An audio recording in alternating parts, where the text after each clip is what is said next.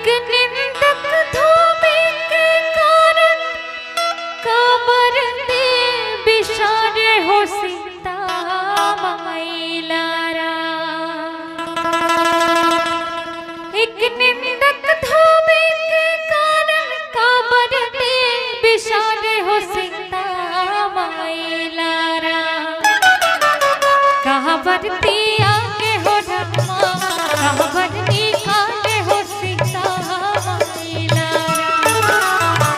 कहाँ बरती आगे हो धर्मा, कहाँ बरती आगे हो सीता माइलारा। एक निंदक धोबी के कारण कबर दे बिशारे हो सीता माइलारा। एक निंदक धोबी के कारण कबर दे बिशारे हो सीता माइलारा।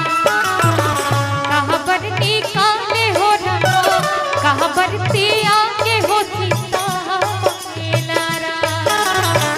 कहाँ बरती आगे हो रमा, कहाँ बरती